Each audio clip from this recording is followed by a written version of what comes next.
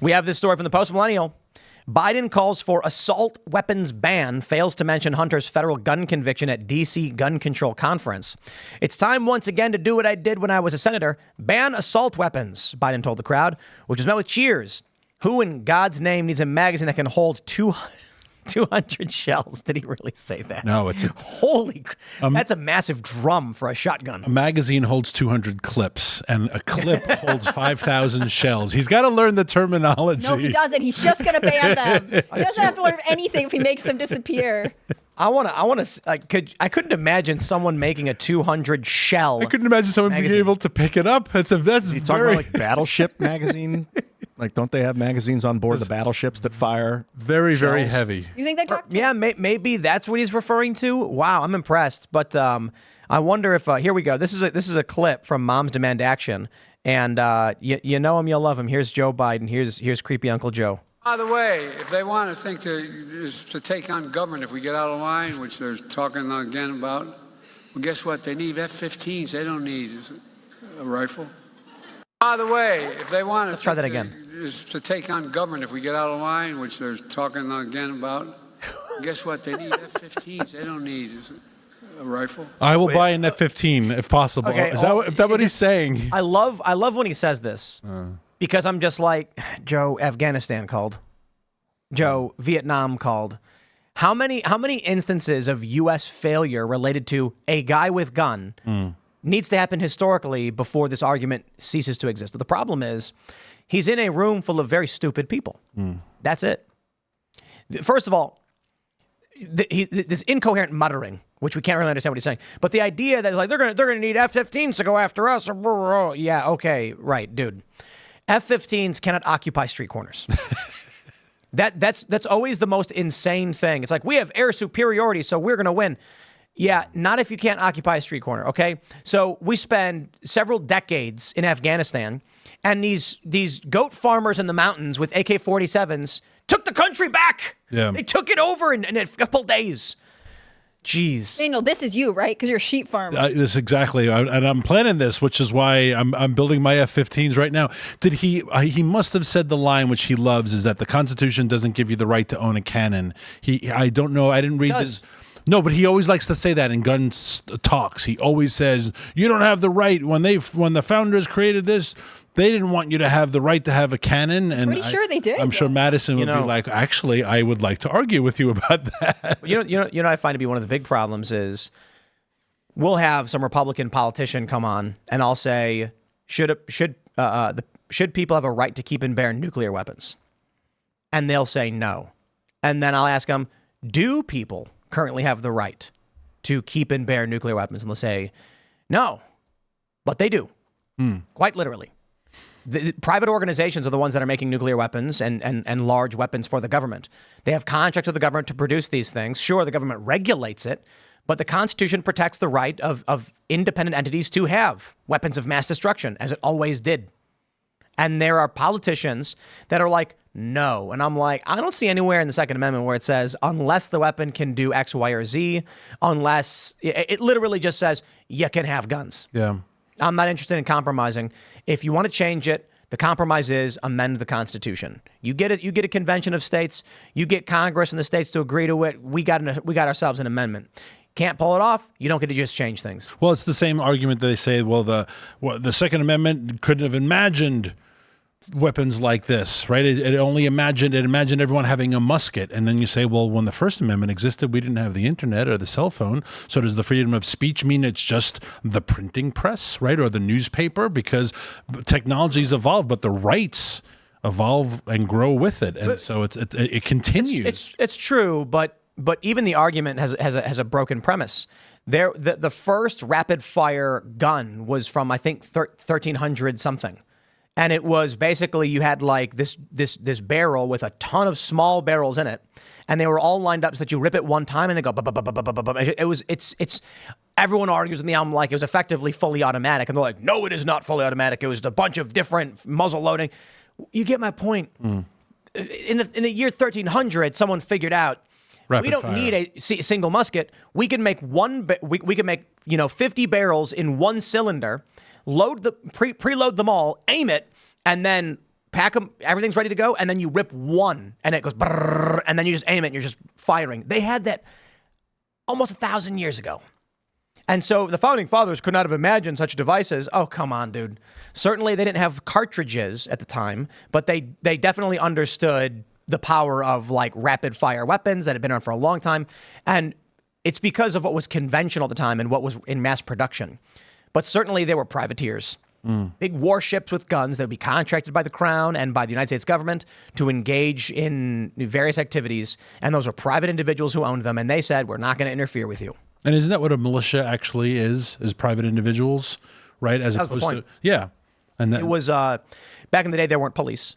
And so militia was the local men who lived in the area would grab their guns and run out to defend whatever they had to defend. So they weren't trained army necessarily. They were just farmers with guns. yeah, not regular army, not regular police. So the militia, being necessary for a free state, basically what they're saying is the people who are willing to defend their homes are required to actually have a free country. So they got to have guns. Yeah. The good news is there are so many guns in this country, we will never be invaded, But certainly Joe Biden's trying to do away with that. Then the other issue, of course, is he doesn't even know what an assault weapon is. Does he define it? No. They can't define it because there's no definition. I love this. Who in God's name needs a magazine that can hold 200 shells?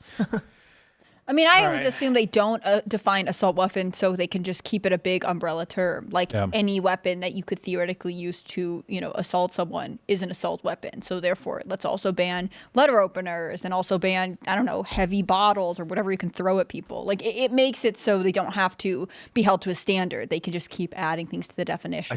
They also like the phrase weapons of war, right? When you don't want to get specific. What are we banning? We're banning assault weapons and weapons of war. And again, those are very vague, all-encompassing because there's been war that were fought with rocks and sticks. I saw a viral video of a guy who caught something like 30 feral hogs that were roaming through his property, and it's kind of wild to watch. And then he set up this fence, and they go in there, and then it catches them, and they're all freaking out and running, and it's like, and then you go and kill them all because they're extremely dangerous, and they will kill you.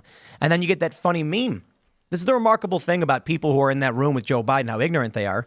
Someone said, what do you need a magazine with 30 rounds for? And a guy responded, what if I'm working on my acreage and 30 to 50 feral hogs come running through? And then they all started laughing as if it's not a real thing that happens. In Arizona, I had a friend who was in college, I think at like Arizona University or whatever, ASU. And I think it's ASU, they have javelina warnings. And she was like, this is like 20 years ago. She's like, I can't leave my apartment right now. And I was like, why not? Like the javelina warning going off. Have you ever seen a javelina? Oh, what is it? They're little pigs running around. And they're like not even that big, but they will mess you up. So they're like, warning, don't go outside. And I'm like, now I certainly can understand why you're like, we're not going to go outside into a residential area and start opening fire on a bunch of hogs that I get. But if you're on a farm, there's a real reason for these things to exist. Yeah, I've been on Texas ranches before where I've seen feral hogs that are 800, 900 pounds, and they are in packs, and the damage they do is absolutely incredible. And one of the few things that is strong enough to take them out from a safe distance that is precise enough is an AR. And I've shot them before because these things, if you leave them to roam wild, are going to destroy your crops. They'll eventually kill your livestock, and that's what and it's a huge problem in a lot of farms, especially in Texas, Oklahoma area, and it's a growing problem because they breed like pigs, right? They reproduce really, really quickly. So the javelinas aren't pigs. I think they're also called peccaries. Yeah, peccary. Is that another name That's for the it? official name Not for the pigs. thing. What are they? They're like pigs. Look at them. Goofy little things Dude, running around. javelina is like little javelin. Do they just go flying at you or something like a javelin? Oh, I don't look, know, baby. man. That's cute. Look at them. So these things run around and they put out warnings because they're all over Arizona, and they're like, you got to be careful because they're dangerous. My middle school had to give us, in Connecticut, they had to give us a specific talk on what to do if a bear crosses your path, because like you'd have to walk to our sports field, and it was sort of a wooded area. It's all rural, and this would happen on occasion. You would get black bears who wander onto campus, and like they don't care that it's a school. I don't think you're going to arm a bunch of middle schoolers, but there are it's people who don't interact with people whose lifestyles are different. The same people who tell you got to be open to the way other people live and diversity is a strength and all this stuff are the ones saying like, well, that's a ridiculous case. That would never happen. When it does. We've just kind of eclipsed the age of barbarism and of like, What do you mean eclipsed? we've kind of no longer live in the age of barbarism now where like warlords control. We kind of are in the tail end of it. Like we're looking at the end of like monarchy. Monarchy is kind of part of barbarism where like one guy, like the British emperor, is still kind of barbaric in a sense because he controls everything around him with force. But and also like the age of like ruralism is kind of, at least in the United States, we're kind of on the tail ends of this, like with all this urbanism. So people are trying to twist the Constitution to fit the modern urban stay in your lane era, but we still need our weapons. Like shit can go crazy, power can go out. We need to defend against the wild animals and like warlords. urban areas don't have I disagree on the barbarism thing. Compared to like 100 years ago, I guess is we're tailing out of it. I disagree. I think it's never been worse. Barbarism, well, Yeah.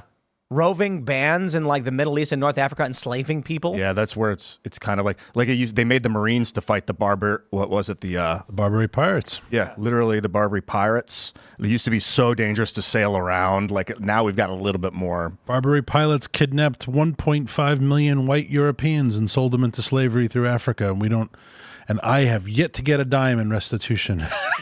Although I think at the time my family was already in America, but still. Mine wasn't. yeah. Where's my restitution? Exactly. Someone owes you something. That's so true. So the idea of like barbarians, this is what the Roman Empire, and it was like Egyptians and like, no, it wasn't Egyptians. The word barbar comes from Greek, and it's where they said the foreigners sounded like they were going bar bar bar bar bar bar bar, so they called them barbars. And those were mostly originally the Germanics. When you talk about what the Romans thought were the barbarians, were the Germanic tribes. And so basically these were people outside of the empire who, and then as the empire began to decay, they start coming in masse. And then of course, because we did this amazing culture war show on the Roman Empire, there was a period where one emperor was like, we're going to make everybody a citizen. We're going to give amnesty to everybody, hoping that it would bring in all this tax revenue.